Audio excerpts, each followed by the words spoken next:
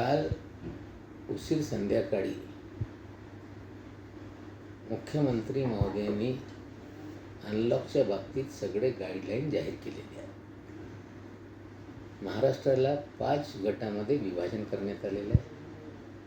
पहिला गट ज्याच्यात 5% कमी पॉझिटिव्हिटी आहे किंवा ऑक्सिजन बेडच्या वापर 25% कमी आहे, त्या ठिकाणी सर्वात जास्त अनलॉकसाठी लोकांना मोबा देण्यात आलेला आहे. त्याच्यापेक्षा कमी गट 2मध्ये, गट 3मध्ये आणि 4-5मध्ये स्ट्रिक्ट लॉकडाऊनसारखी परिस्थिती राहणार आहे. आणि हे निर्णय जे झालेले आहेत त्याच्या अंमलबजावणीचे अधिकार जिल्हाधिकारी आणि महानगरपालिका क्षेत्रामध्ये कमिशनर आयुक्त महोदयाला राहणार आहे.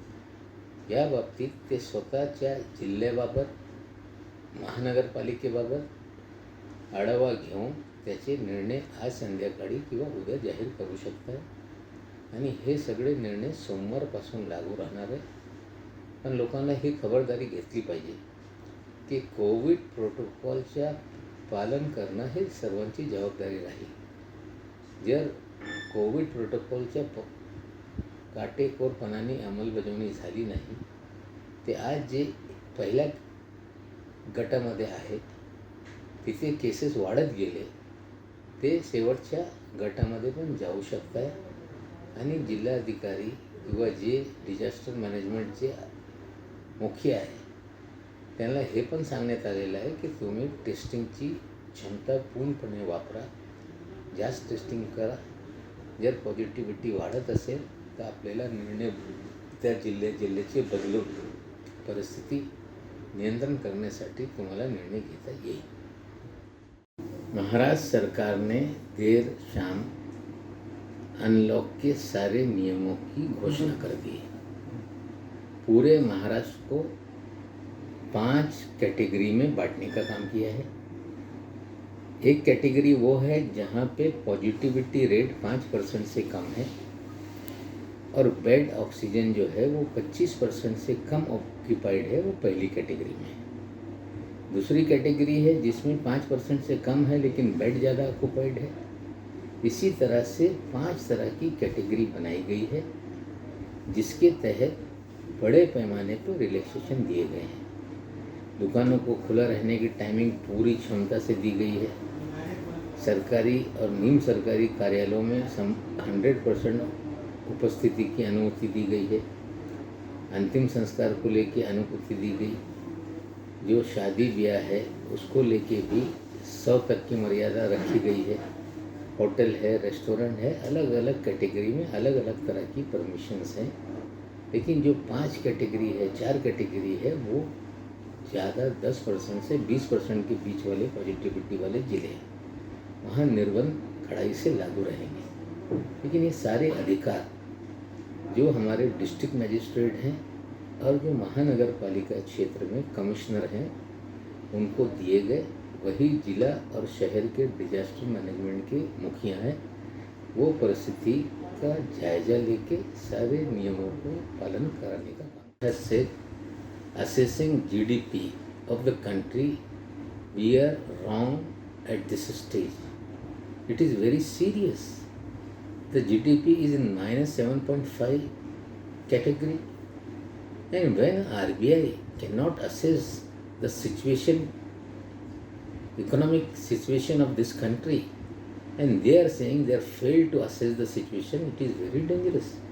It's okay that at least they had accepted. In future, this kind of a mistake should not be there. Otherwise, entire economy of the country will be finished in this country. GDP 7.5 negative में चली गई, ये सच्चाई है. अब RBI का आकलन गलत हो रहा है. अगर आरबीआई गवर्नर या पूरी व्यवस्था अर्थव्यवस्था को नापने में विफल हो जाएगी तो हमें लगता है देश पूरी तरह से उसकी अर्थव्यवस्था बैठ जाएगी. उन्हें समझना चाहिए कि सरकार कहे पैसे दे दो और आप रिजर्व दे देते हैं, आप अंदाज नहीं कर पाते हैं तो देश की अर्थव्यवस्था कैसे चलेगी? हमें लगता है इस तरह से उन्होंने कबूला है, अच्छी बात है, लेकिन इस तरह से आकलन गलत हो जाए बार बार ये ठीक नहीं रहेगा। प्रधानमंत्री जी बैठक कर रहे हैं, अच्छी बात है। वेस्टेज कैसा कम किया जाए वो भी चिंता उनकी जायज़ है, लेकिन बैठक करने के बाद सिर्फ ये कह देना कि इस महीने में 12 करोड़ मिल जाएगा, दिसंबर तक पूरे देश में 210 करोड़ वैक्सीन उपलब्ध हो जाएगी, हमें लगता है सरकार को हेडलाइन मैनेजमेंट करने के बजाय पूरा एक चार्ट बना के देश की जनता के सामने रखना चाहिए। राज्यों को भी किस तरह से ये वैक्सीन उपलब्ध कराई जाएगी वो भी जानकारी देनी चाहिए। कितना केंद्र खरीदेगी, कितना राज्यों को खरीदना मिलेगा और कितना प्राइवेट लोगों को खरीद के उसका इस्तेमाल करने का अधिकार रहेगा। कोई भी स्पष्ट तरीके से आज तक केंद्र की सरकार महीनावार आंकड़े नहीं रख पा रही है। हर बार कभी जावड़ेकर जी अलग बोल देते हैं, कभी नड्डा जी ऐलान कर देते हैं। लोग अलग अलग तरीके से सिर्फ लोगों में हेडलाइन बनाने के लिए बातें करते हैं। अगर 12 करोड़ जून में मिलने वाली है तो 6 तारीख तक कितनी वैक्सीन आई? कल तक देश में 5 तारीख हो गई थी, लेकिन पूरी तरह से वैक्सीन सेंटर्स बंद रहे।